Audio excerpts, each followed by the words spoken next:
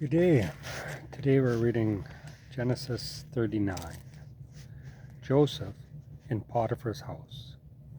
So now when Joseph was in Egypt with the Ishmaelite traders, he was purchased by Potiphar, a member of the personal staff of Pharaoh, the king of Egypt. Potiphar was the captain of the palace guard. The Lord was with Joseph and blessed him greatly as he served in the home of his Egyptian master. Potiphar noticed this and realized that the Lord was with Joseph, giving him success in everything he did. So Joseph naturally became quite a favorite with him. Potiphar soon put Joseph in charge of his entire household and entrusted him with his business dealings. From the day Joseph was put in charge, the Lord began to bless Potiphar for Joseph's sake. All his household affairs began to run smoothly, and his crops and his livestock flourished. So Potiphar gave Joseph complete administrative responsibilities over everything he owned. With Joseph there, he didn't have a worry in the world, except to decide what he wanted to eat. Now Joseph was a very handsome and well-built young man. And about this time Potiphar's wife began to desire him and invited him to sleep with her. But Joseph refused. "Look," he told her, "my master trusts me with everything in his entire household. No one here has more authority than I do. He has held back nothing from me except you, because you are his wife. How could I ever do such a wicked thing? It would be a great sin against God."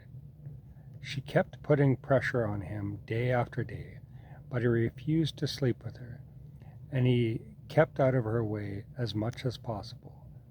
One day, however, no one else was around when he was doing his work inside the house.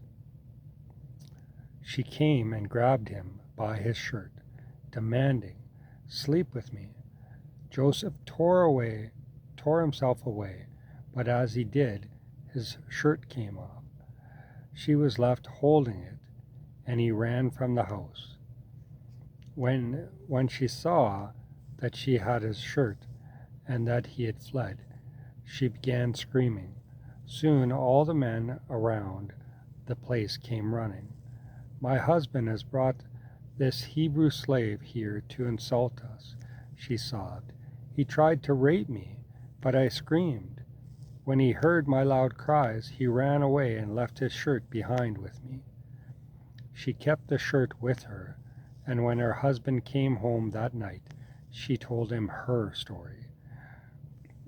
"That Hebrew slave you've had around here tried to make a fool of me," she said. "I was saved only by my screams. He ran out, leaving his shirt behind." Joseph put in prison. After hearing his wife's story, Potiphar was furious. He took Joseph and threw him into the prison where the king's prisoners were held. But the Lord was with Joseph there too, and he granted Joseph favor with the chief jailer. Before long, the jailer put Joseph in charge of all the other prisoners and over everything that happened in the prison. The chief jailer had no more worries after that because Joseph took care of everything.